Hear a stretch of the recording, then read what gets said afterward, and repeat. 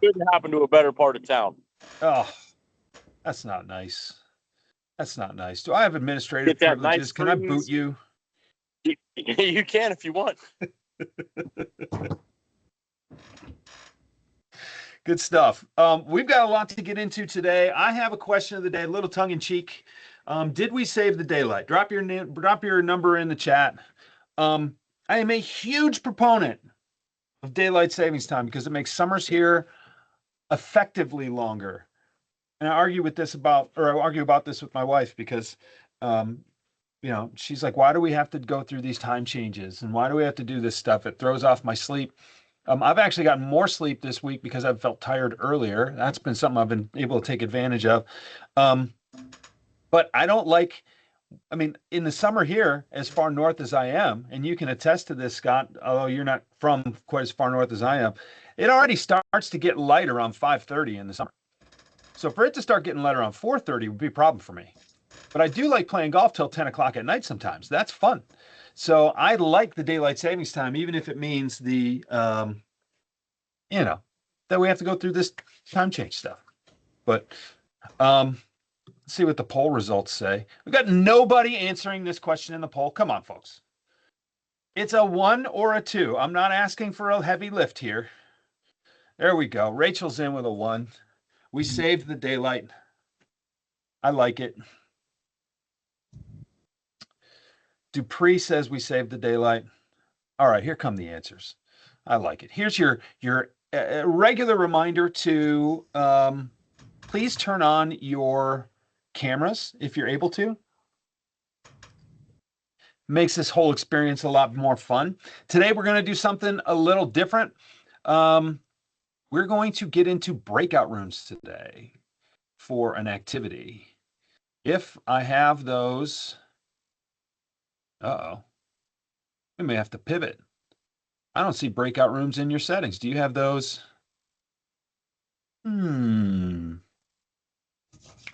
Oh, you know what it is? I'm not a co-host. Is there someone with admin privileges who can make me a co-host? And then I can turn on breakout rooms. That would be Ian, I think. All right. Well, here we can pivot. That's not difficult. Okay. All right. So by and large, with the exception of Laura and Sean, we're proponents of daylight savings time. Not shocking. Not shocking. All right. Let's dig in a little bit because we're going to talk today. If I bring us back, what have we done? We have built the foundation for what we do here at IFG, right? We know ourselves. We know what we bring to the table. We know what makes us different. We know what makes us valuable. We know what our best customers appreciate about us. We know our best customers. We know who we're looking for. We know who we want to do more business with. We spent last session talking a little bit about process. What needs to happen in order to move these deals forward? Right? What are the steps in the process we normally take? Normally, it's putting yourself in front of somebody, making sure you have their attention. You have a great conversation about how you can help them. And hopefully, at the end of that conversation, you've decided to move forward with some sort of next step. Hopefully, that's a quote. Maybe that's a meeting to somebody else in the supply chain. Maybe that is, we've got to move forward to contracting, right? Maybe we've got to get credit approval. And Sean, you're sitting back in the squeakiest chair imaginable, so I'm going to mute you for right now. But we want to move this thing forward. And if we're not moving the conversation forward, then we have not made a sales call. So now the question becomes, once we know the first 3 steps of the 7 steps to sell like you, know yourself, know your best customers, know your process. Now we get into methods. And this, for the next several sessions, is where it's going to feel like sales training. It's going to be collaborative sales training. I want to hear from you about what you all do well. You're not all rookies in these seats. You've been selling long enough to know a thing or two. But let's try to distill what those best practices are. And today we're starting with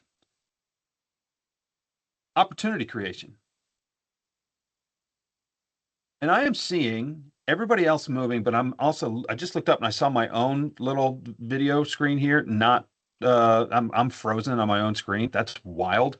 Can everybody see me? Just give me a high sign, somebody on camera, if you can see. Okay, cool. Teams never fails to surprise me with something. Okay, so how do we take advantage of this and create opportunities, whether it's someone you know well or someone who is maybe a complete stranger? Because growth means creating new sales opportunities. How do we grow the business? That's what we're here to talk about. And I want to break it down using the stuff that we've already talked about. Let's think pragmatically here about how we can grow.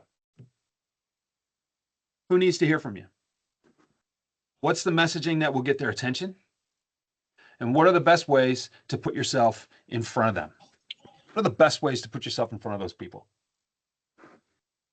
These are the things that I hope you're thinking about every day.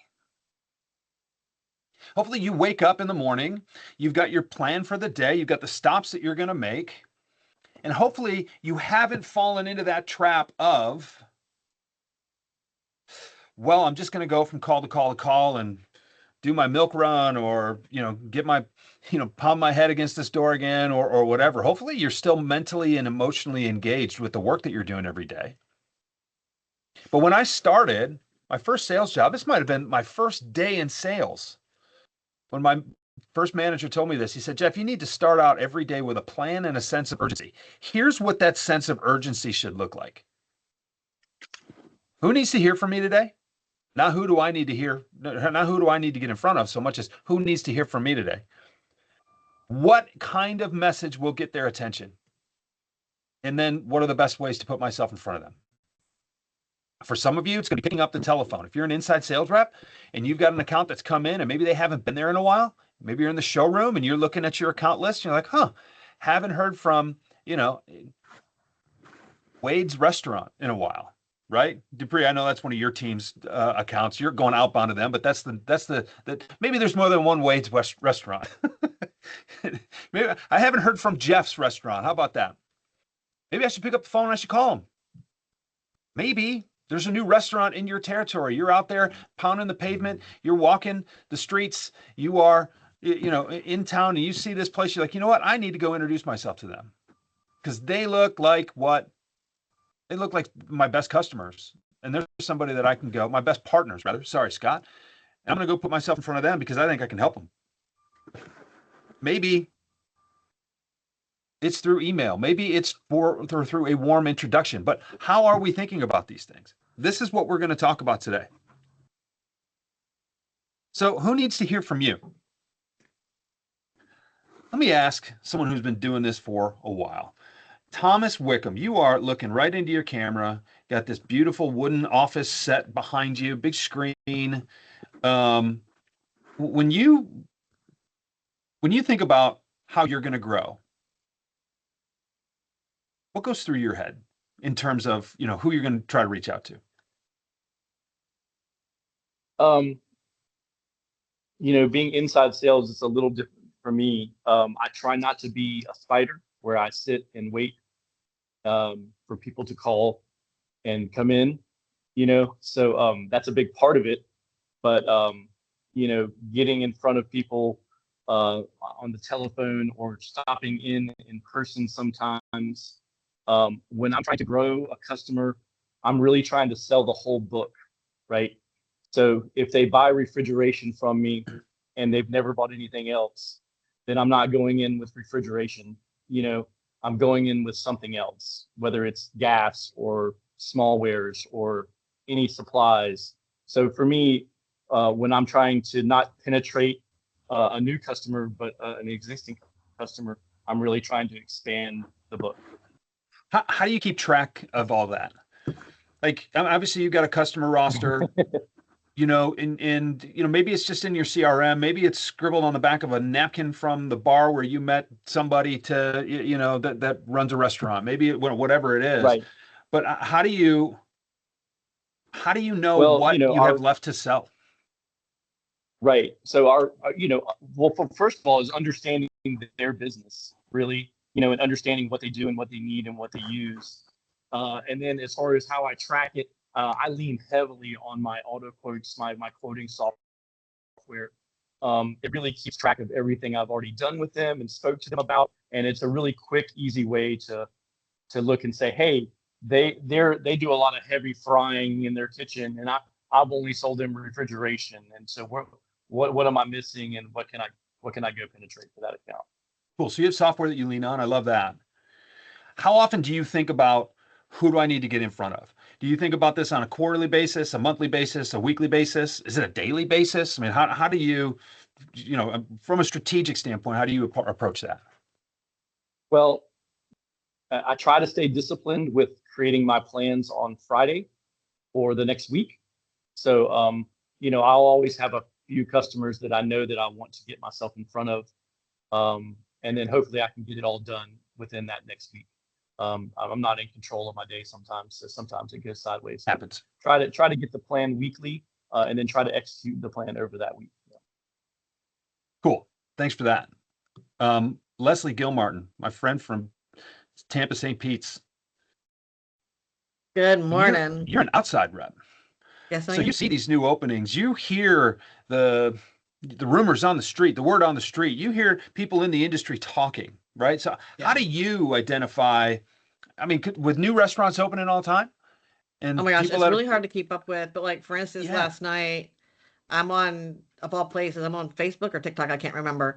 But there was a Pinellas County podcast guy I follow, and he knows everything about every new restaurant, everybody relocating. And so I watch his podcast, and then I go to the site of the people who are relocating, and I'm actually looking at construction pictures and zooming in. Do they already have equipment? Okay, cool. They don't have any furniture yet. They don't have this. And, I know these people through other people. And so if I want to hunt, that's how I basically hunt. And of course, my current customers who I do great business with refer me to their buddies who are opening a place. And, that's kind of how I go about it. That's so cool. So you have basically an inside track that enough people know about, but I wonder how many of your competitors know about it. I'm certainly not saying anything. I think we should all just kind of keep earmuffs around that. But you've got basically inside intel from someone in the space whose job it is to just talk about what's going on with the restaurants in your county. Yep. What a cool source of It was information. a great find. I found him. I'm like, save, follow. My next, this is a conversation for another time, but how do you get on that podcast as a guest? That's my question. That's a good idea. That's a great idea. And maybe I'll it's put not that on very my to-do list. maybe it's not very expensive to sponsor that conversation. Maybe not. And now you're reaching sets of ears that you weren't reaching before, just by way of your expertise. Maybe you can share some things with those restaurant owners and That's a drive fantastic some idea. additional Scott and orders. I would have a lot of fun with that, right, Scott? Every day, all day, we have Bring fun. him on there, and it's a character drive, like for real. How do you Start our know own what? podcast. And I we talked last session about kind of the idea of what is enough. Are we doing enough?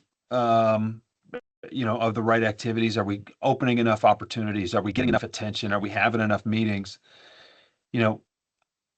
What I think it's important for everybody to have that source of new opportunities to hunt.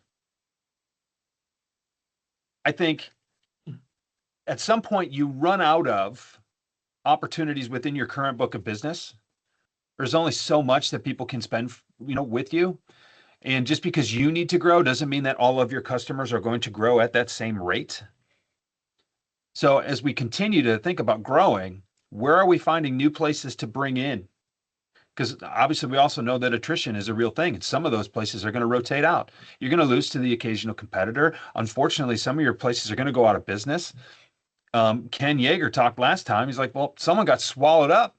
They were purchased, and they're still doing business with us, but they got purchased by somebody else's account. So I have to replace them now, right? So you need to have some ideas. You always need to keep your ear to the ground for where are there growable opportunities. And again, I go back a couple of sessions. I'm not concerned, and I don't know anybody who's concerned really with them having to be new opportunities that feed that growth. But, are the accounts that we're responsible for, are they growable and are they accessible, regardless of whether or not they're new? But I think when you sit here and you think about your accounts, you kind of break them down into a few categories, right?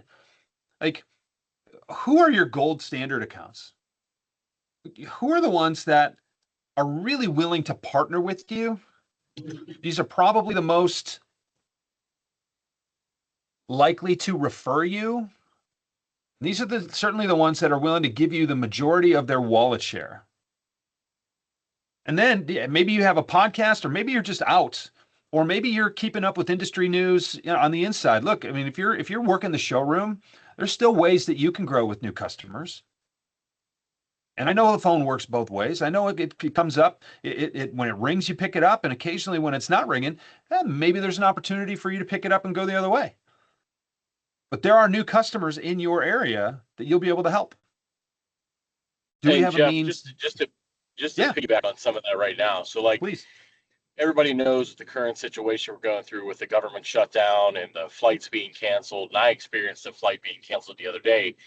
In the Florida market, a lot of the tourism side, everybody's holding on to their dollars because they don't know what's going to happen. They don't know who's getting their flights canceled. They don't know who's not coming. So they're really in a position right now where usually it's the floodgates are open for this last quarter, as to where nobody really knows, because we don't know if the flights are going to come. We don't know if these people are going to get canceled. So, we're trying to pivot right now to find sales in this area to where it's not the normal things that we would look for, because our normals are kind of shut off to us right now. So that's a very valid point as to where, when we look for other avenues and other areas we need to get into, like we're going through that right now. We're digging a little, deep into the nooks and the crannies of things maybe we looked over before, because the other business it was in was more and plentiful. We're going back and we're pivoting back to, okay, let's go back and flip these rocks and, see what we can get from these situations from nursing homes, which we know they're not traveling to a lot of places. So we're kind of pivoting the market that we're looking at right now to, to kind of backfill where, we're not getting anything from the tourism side. Killer context, Scott. Thanks for adding that. So let's think about those gold accounts. Let's think about new accounts. Let's think about new ways to grow the base here. What are some other accounts where we could do more with them? Like what Thomas was talking about, just looking at the software. What haven't I sold these people that I know that they can buy? Maybe that's smallwares. Maybe there's some equipment. Maybe given all the economic uncertainty right now, people are hanging on to their equipment a little longer than they'd like to. Like, we've got to pivot here. The biggest trap that a seller can fall into is, hey, I've always done it this way, so I'm just going to keep doing it this way. Now, that's great. If you've got a 35, 40-year career, you're ready to ride off into the sunset. I'm not going to tell you have to change your stripes. If you've done well and you think you can do well for the rest of your runway, that's great. But I will tell you, guys my age, folks my age, I'm 46. I got a long career left. I can't afford to get too set in my ways. I can't afford to be on autopilot just yet. Right? So where can we look to grow? And then I think the thing here is, I'm not someone that comes in as a trainer and says, here's what you have to do. You need to prospect every single day. You need to pick up the phone and make 100 calls. And you need to send 1,000 emails. And you need to get in your car and drive 1,000,000 miles. Like, don't make it harder than it needs to be. But let's not forget the job that needs to be done. And growth doesn't happen in a vacuum. And we cannot expect all of our current customers to proactively help us grow on their own, right? So what are we going to do to add a little fuel to that? One of the things I skipped over here, I didn't mean to, which is win backs. Look, where's some opportunity to revisit a client or two where we lost them? And maybe we didn't lose the business. Maybe we just lost an opportunity. But we had enough conversations with them to know their situation, know what they're about, have more context to understand how we could help them. And maybe we can go back and make a proactive pitch to start a new conversation, right? Again, complete strangers do not need to be the only ways we can grow. Where are the lowest hanging fruit that will provide the most sustenance for your business? And then just a note here, each one is going to require slightly different messaging. So again, let's not think that we can open the same conversations with the same messages every time. This is another thing. My trademark is rethink the way you sell. Right. So pretending that we can recycle messaging, copy and paste it in our voicemails, in our emails, in our social media messaging. It's better than doing nothing, but in general, you look at it and the results aren't that great. So how do we get their attention? How do we create messaging that's going to get a response? How do we send an email or a text that's going to provoke a reply? If we do have to make a proactive phone call, how do we hold their attention? How do we show them that we know something about them and that this is going to be a call worth taking, not just a number that we should block? This is not always the easiest thing in the world. Sometimes it's difficult, but I think the collective intelligence on this call, and certainly on the other group as well, there's enough sales intelligence here to think about this the right way and start conversations that are going to be worth participating in. And again, when I think back to the early kind of formative years of my career and the statements or the lessons that I make and that I tell a lot of my clients where that light bulb goes on over their head is stop thinking about why you need to call your customer or call on your customer and start thinking about why your customer would benefit from being called on. And your messaging should answer the second question. This is a fun story.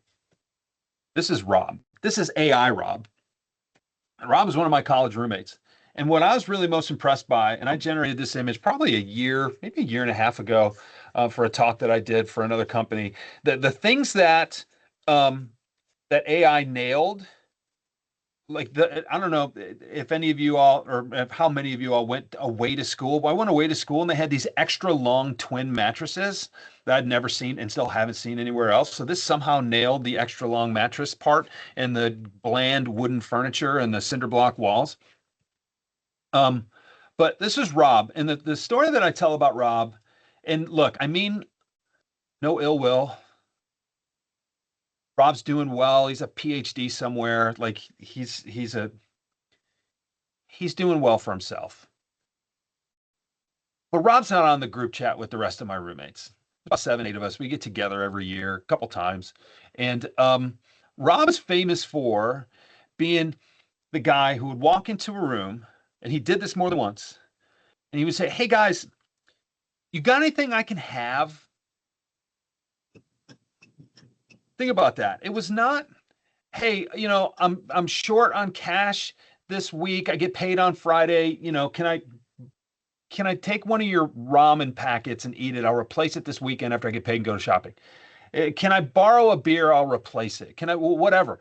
He literally walked in more than once, said, "You guys got anything I can have?" And again, no ill will toward Rob. We all grow, we all mature. But this was just one of the most ridiculous things I'd ever heard. And we still talk about this to this day, my friends and I. And I think most sales reps go around with their messaging and they don't mean it, but the prospect hears, "Hey guys, you got anything I can have?" Again, it's not about what I need from the conversation. It's about what you benefit as my customer from the conversation. It's about how you win. Your customers do not care what you sell them. I mean, look, they're going to make a choice based on some features, but they don't care about what you're selling. Leading with a product, telling them how great it's going to be, asking them if you can send a few with tomorrow's shipment, that does not connect with them the same way as you connecting purposely, proactively with the priorities that they're up against every single day. It's about more than selling them small wares. It's about more than selling them china. It's about more than selling them linens and tablecloths and interior design for the dining room. It's about more than that to them. And remember, we've talked about this. I'm going to go back. I'm going to show you a slide from a couple of sessions ago here in a minute. But remember, actually, I'll go there right now. Remember, the priorities that these people have are different from the kind of silverware that's on their plate or that's on their table, right? Senior living and healthcare. How do I stay compliant while making sure that my residents are very happy? Chain restaurants. How does this support consistency? Maybe where am I falling short on consistency? You all are spending a lot of time with these restaurants. You can probably pay attention to some of this stuff and maybe see some things that you'd like to call out for them, that you'd like to help them with. The independent restaurants. Dupree, I'll go back to you and Wade's restaurant, right? They're trying to provide a unique experience. Dupree and I were talking about this earlier this week because there's a big deal signed for, I believe, a second location. And Dupree's like, man, while my mom was in labor with me, my dad stepped out and went to Wade's restaurant. There's probably a lot more of that story than I just alluded to, but like that is part of you're a fixture in the community at that point. How are you helping these independent restaurants become fixtures of the community? And hotels and hospitality, they're thinking about how do we increase the per check, or the per guest expenditure. And we do that by enhancing their experience. So whatever you need to sell them, I'm not saying that you shouldn't offer them something. I'm not saying you shouldn't pitch something to them. But are you pitching something with a reason? Are you connecting to the thing that they wake up thinking about every morning? Providing a better guest experience, making sure they stay in compliance? Or are you just offering them something new? And I break it down like this. A problem-centric conversation leads to a solution-oriented conversation, leads to a sales conversation. It doesn't have to be 3 meetings. Sometimes it is. Sometimes it's 6. It could be 1 meeting. But I'm going to start by validating that you have a priority that maybe you're falling short of. If you're not falling short of it, that's fine. I'll come up with another priority for the next time I see you. If you're falling short of that, I've got the reputation as the sales rep. You have the reputation as the sales rep. Say, that's interesting. Can you tell me more about that? Maybe I can help you because I talk to a lot of restaurant owners like you. So that problem-oriented conversation leads to a solutions-oriented conversation. Once you talk about how other people you've helped have overcome those hurdles and accomplished those priorities, well, now you've got all the expertise, all the earned credibility that you need. And you say, hey, look, if that sounds like a meaningful solution, I have a couple of options that might fill that void for you. Would you like to chat about them? Can I bring some samples? This can all happen in 15 minutes. But where I run into people, kind of shooting themselves in the foot, it's when they start with the sales conversation part, not even the solution part. Start with the sales conversation part instead of creating the context around the problem they're trying to solve. Drop a 1 in the chat if this resonates. Drop a 2 in the chat if you don't see where I'm going.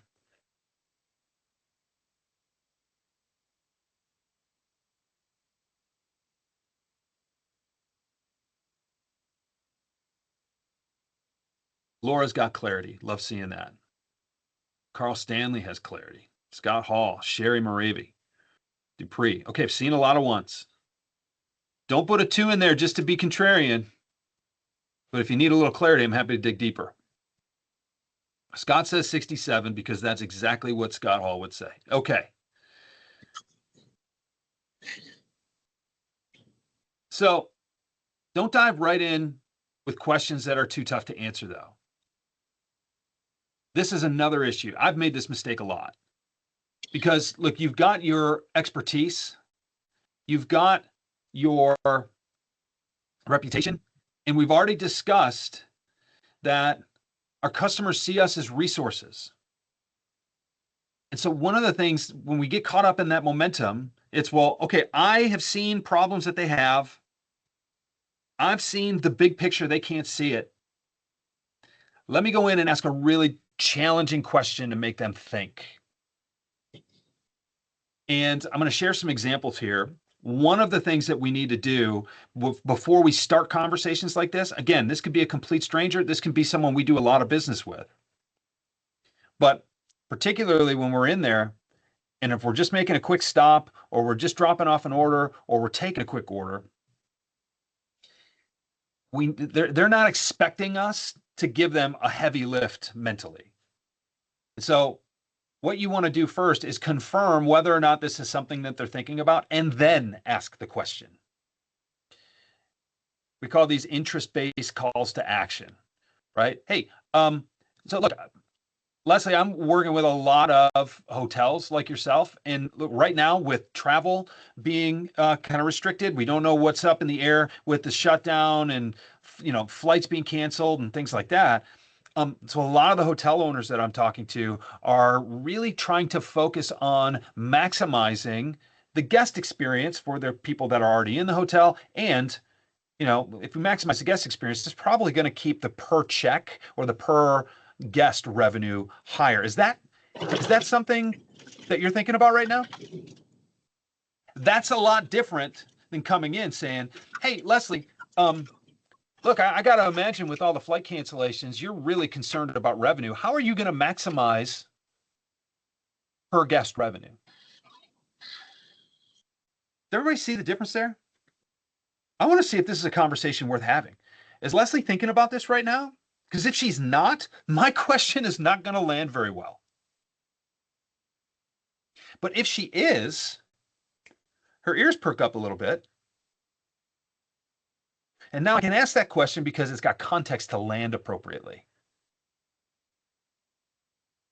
The art of starting the conversation usually starts further back at a higher, kind of 30,000 foot level rather than digging in right away. So let me show you some examples of that. The healthcare systems I work with, like Baycare, are struggling. I need corrective lenses to see my previous slide here. The healthcare systems I work with, like Baycare, are streamlining equipment standardization across facilities. Is that something you're focused on at the moment? Yeah, it is. Great. Well, how are you handling equipment specs for new locations? What are you doing right now for that? I want to make sure that, again, there's context to ask this question and start this conversation. I want to make sure someone's ready to have this conversation. So ease your way into the door. The restaurant chains I work with, like Firehouse Subs, are sometimes challenged by brand consistency when they're growing quickly. Is that ever a consideration for you? Got a little spelling mistake there on my slide. Is that ever a consideration for you? Yeah, it is, actually. We're growing really quickly in this area. Our franchisees are killing it. Cool. Well, how do you ensure your kitchen setups support the same menu execution across all those locations? When you're growing fast, it's really tough to keep track of a lot of things. Does that sound familiar? We might be able to help. Okay. Now, again, these are sample questions. You understand the framework where I'm going. The Firehouse Subs people probably have something in play that standardizes this already, but you understand where I'm headed with this. We need to start the conversation by demonstrating some expertise. We need to show them that we know their world and what they're up against. We can't dig too quickly, too soon with a question that's going to be too tough to answer.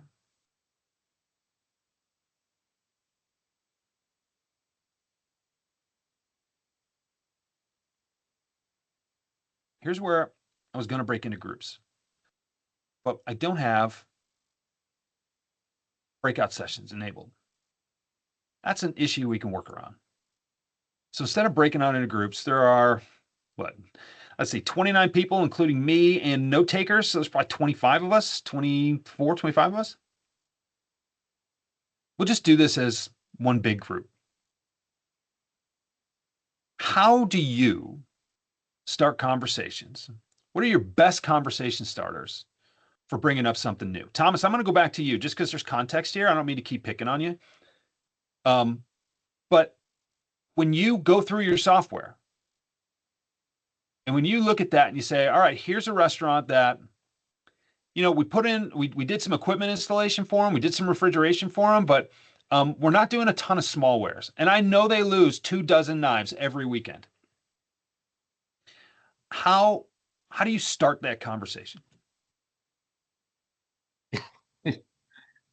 Thanks for putting me on the spot. I mean, you strategize this stuff every Friday, right? I do. So, there's, I guess I'll just have to lay the scenario out to easily answer it, right? So let's assume this is a customer that I know intimately, right? Yes. So I know their business and I've done things with them. I just want to penetrate the account. So if the scenario is the cutlery and the trash can, then I may ask them, assuming I already know where they're buying their cutlery, if they're putting in any systems in place to reduce the waste, and really this way I've entered the conversation of an item that I'm not selling them, and really not trying to sell them the item right now, but just really understanding where they are operationally and what systems they're putting in place to reduce loss. Problem-centric conversation. Curious if you're concerned about losing cutlery over the weekend. I don't know what happens, but the goblins come in sometime overnight, and on Monday morning, we have way less silverware than we did, Friday afternoon.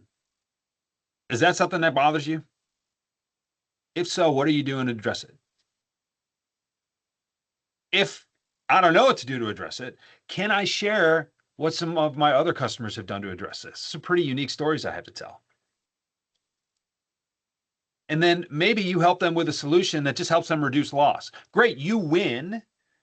Maybe you didn't take an order this time, but now all of a sudden, Thomas, you're somebody who knows things. That's a good thing. That helps, bolster your reputation. And then the next time you call or stop by or send a message, whatever it is, and we'll talk about methods of getting in front of people here in a minute. But they're more likely to take that call from you because Thomas is a guy who knows things.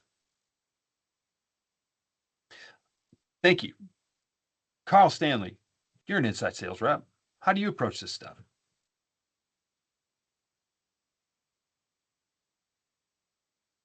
That's a tough one because it all depends on, of course, the situation with the customer. So you can be as specific as you need to tell a story. And again, every account needs something different, right?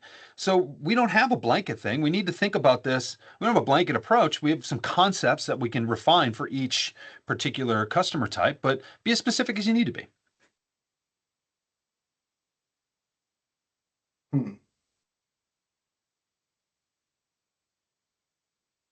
I don't really have a scenario. Honestly, I'm not probably the best person to ask this to. I'm sort of kind of lost at the moment. Okay. I'll tell you what, I'll send you a message later and maybe we'll connect and let's see if I can help you find it if you're lost around the concepts. Okay. Cool. Sean Hardner. How about you? I'm curious about your perspective, being in the showroom. We sell a lot of commodity silverware, Windsor. But if anybody wants to set themselves apart, I offer them samples, whether we have them in the showroom or order them samples and drop ship them to either a commodity or a medium range or upper range restaurant. And if they like the samples, and then I'll go ahead and get the representative involved, have them call them, and maybe bring them up if we can. If not, have a Zoom call, and then try to sell them upscale silverware. How do you start those conversations? I just say, hello, how's it going? How can I help? And they say, send me upscale silverware? No, they say, oh, I'm looking for silverware. I go, well, we have the commodity stuff here in the store, and then we have a kind of a middle grade in the store. Would you like to look at that? Sure, we'll look at that. No, I was looking for something a little bit more elevated, as they say now. I go, well, let me show you some catalogs, and we go through the catalogs, and if it's just a guide, then you don't really process it that much, and you'll take the catalog home. But if it's a wife or husband and wife or a female owner, oh, I like that. Can I get a sample of that, or 1880, or a Libby, or a Oneida, or a Syracuse, or sure. And then you get the sample to them, and then we move from there. Do you ever proactively offer upgraded silverware, or is it all reactive? Like, yeah, I'm really stuck with my cutlery right now. Well, 80 to 90% of what we do is commodity. It's more of a fish camp kind of thing. If you know Jacksonville, very, very few instances, I'd say, 1 out of 10, 2 out of 10 will want that upscale silverware that we have in-house, which is more in the $70, $80, $90, $100 range. But if they want something more than that, then that's when we go for the samples and take it from there. And I have a few of those too. So, but the best part is once we get even the middle range or up in the upper range is the restock, because eventually all silverware gets lost, like Sure. sock in the dryer. So when they get a reorder, I put that on my order, and the order gets expedited, gets drop shipped, and the customer is very satisfied. Awesome. Thanks, Sean. Thank you. Dupree, you've been doing this a long time, and doors open because you have been doing this a long time in the region that you do it. How do you Everybody's start been forced to deal with me. Yeah, at some exactly. How do you start these conversations? Well, you just pretty much same thing, same way Sean does. Said, you can start with this, or you can move up to some higher end silverware that looks nicer. And then just what I offer to do is like, hey, well, I know we're doing some preliminary quotes and you're looking at just Dots or Windsor or something basic, but then I have a few personal favorites like Venice and other things that I'll just throw in and say, hey, if you want to just step it up just a little bit, here's these. And if and then you just go ahead and say, well, obviously, we can get, the very expensive stuff, very contemporary, but most people aren't looking. That's the one thing I do tend to find most people don't spend. They'll spend their nut on the China rather than the flatware. They don't like to spend as much on that. And let me be clear, I'm not just talking about silverware here, right? Right? Okay. I mean, it might be silverware. How do you start a conversation about something you're not selling them right now? Right? You walk in, so Dupree, you walk in and you walk restaurants and you look around and look, I've had dinner with you before. You told me exactly what was on the table, what you'd sell them differently, and you know where it's coming from, who's selling it, all this other stuff. Like, so you see opportunities in ways by virtue of your experience. I just How say, do you start ever, a conversation from what do you think scratch? about, have you ever thought about this? And then I would just bring up what it would be like, would you like, going back to flatware, just sorry, we were talking about it, just keep Sure. would be like, hey, I see you got this basic stuff, just for a few dollars more per dozen, you could really get something much nicer to elevate your table, since you are spending so much on your plates, or you also have these nice glassware. But you just go in and you see the problem, just say, well, have you ever thought about this? Or have you thought about changing your charbroiler? They say they're complaining about their charbroiler. Well, have you thought about getting a higher end with burners every 6 inches instead of 12, so you can get, if you're complaining about burner control or things like that. But yeah, just basically say, have you ever thought about, and then just spew the knowledge that you have on it and bring it up that way. Love that.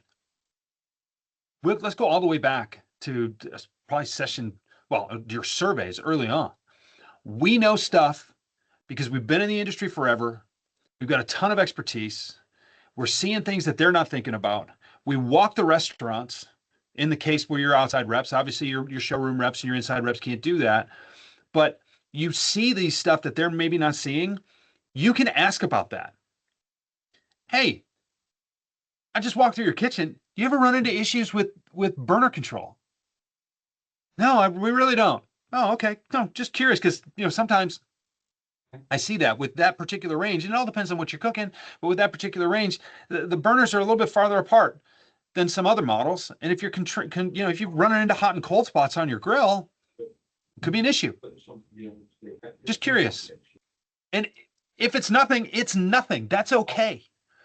Because you're getting points, again, for noticing stuff that a lot of other people won't.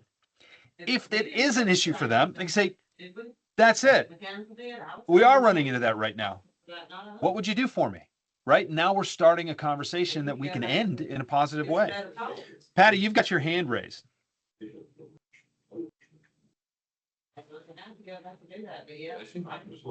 I'm going to mute Patty for right now, and I'm going to come back to her. Leslie. Hey guys, You had your I'm hand sort raised. of bouncing out on my seat right now. What I like to do, and I do it a lot, and it really is a different approach. Every time you're your customer, you listen and you watch and you remember, right? So say for instance, you notice that he's having trouble with a certain dish, but you don't have an answer for him yet. But you're at a show or you're in a sales meeting, you're like, oh my gosh, that is perfect for that customer. You've got another customer who's got a featured plate and who's been looking for the right black plate and you just can't find it for him. And then you see it and they know you remembered it because you're sending him a picture of the text of, hey, I've ordered the sample for you. You're going to love this. Make sure you bring the sample to yourself, walk it in, bring a couple of them and have them play with it with their menu items to see if it's the right fit for them. Always know that they're on your mind is my point. That's so good. That's so good. It's you can start the conversation right away, right? So Dupree, and let's your hypothetical situation. You just walk the restaurant, doing your regular route, and you say, "Hey, I noticed this." We'll say it about the burners. Notice this. Do you run into issues with burner, with heat control, cold spots on your grill? No, we don't. Or yes, we do. Okay, that's great. Leslie, you see a conversation very clearly, or you see an issue. You will come through. You know you want to start a conversation about that. You say, "Okay, next week, I'm going to ask that question." And I might just happen to, Johnny on the spot, have some samples in my bag that I might be able to put right in front of you. That just shows a level of professionalism that isn't necessary, but is really cool when you can do it. And it creates that relationship that they know that you're looking out for their best interest and that keeps you in the door. 100%. Love that. Carl. Thank you, Leslie. You're welcome. Look, I think the biggest thing that kind of throws me off is I don't have, unfortunately, the ability to be in the location with the customer. So it's all, of course, cues that come in through the conversation with the customer. So yeah, my biggest thing, and I always make sure to ask my customers when I have them on the phone, is what else can I help you with? What else do you need? Yep. When we're either having the conversation, finalizing the sale after the initial sale is done. Because the only other thing that I could think of off is upselling them on things that would benefit their existing equipment that they're ordering. So if they're ordering a gas range, do you need a gas hose? Do you need casters, an overshelf, things like that? So it's a little different because I don't have the ability to lay eyes on their location and say, hey, your tablecloths are a little threadbare. Do you need more tablecloths? 100%. Here's why I came to you the first time, because I know you're crushing it. That's why I know you're doing something. Here's what you brought up, though, that I want to go back to, which was a couple of slides ago. Is there anything else I can help you with? Is actually a tougher question to answer than most sellers realize. Is there anything else I can help? You can help me. Jeez. It's like, so it's akin to someone saying, how's your day going? Yeah. It's good. It's good because I don't want to answer. It's good because I don't want to dump a bunch of personal stuff on you about how my dog threw up on my pillow this morning and I woke up at 4:30 in the morning to that. And then I was driving to work and there was an accident. So I had to take a detour and I got here late and there was a meeting that I missed and all this other stuff. I'd rather just say fun. When I say, is there anything I can help you with? You're like, oh, it's a bigger question than I'm ready to answer right now. No, I'm good. The flip of that is to say, and again, this is generic. I would like you to be more specific, but I could say, restaurants like you that I'm working with tend to be focused on this and this. Are those priorities for you right now? If yes, you have a lane that you can ride in and go down to start that conversation about things you could upsell them into that are very specific. Instead of, hey, you got anything else I can help you with? It's a well-intended question, but it's harder to answer than most people realize. So, Carl, for you, I would say make a suggestion, right? Or it's also like, and we'll talk about this later when it comes to closing the sale. One of my favorite questions is, hey, what's next here? That's great if they buy this stuff all the time.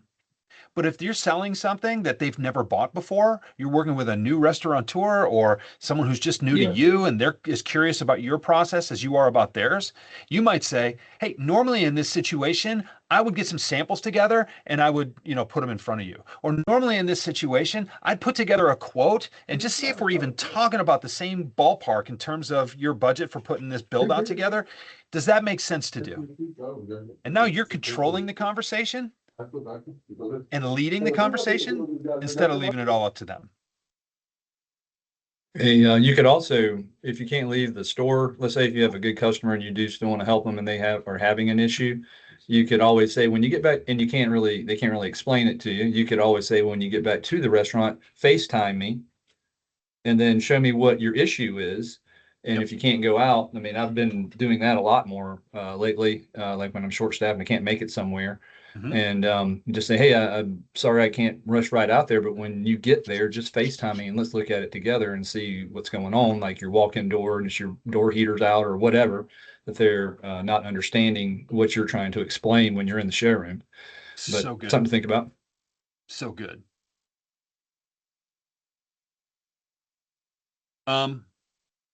It looked like Patty had her hand up again, or still had her hand up. Patty, if you can hear me and you have a question, let me know and I'll bring you up. But it looks like you pulled your hand down, so I'm just going to get back into. We got about 8 minutes or 10 minutes here. I'll share my screen again.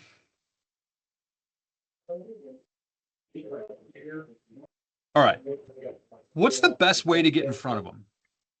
Dupree says FaceTime. Sometimes that's the best way. Sometimes it's showing up. Sometimes it's calling them on the phone. Sometimes it's social media. Sometimes it's text. Sometimes carrier pigeon, smoke signal, Skywriter, however you'd like to do it. I don't care how you do it. Your managers don't care how you do it. They care that it gets done. So I know you're noticing a theme here with all of these training sessions. I'm not going to tell you you got to pick up the phone. I'm not going to tell you you got to send a bunch of emails. What I'm saying is if what you're doing is not currently working, then maybe try something else.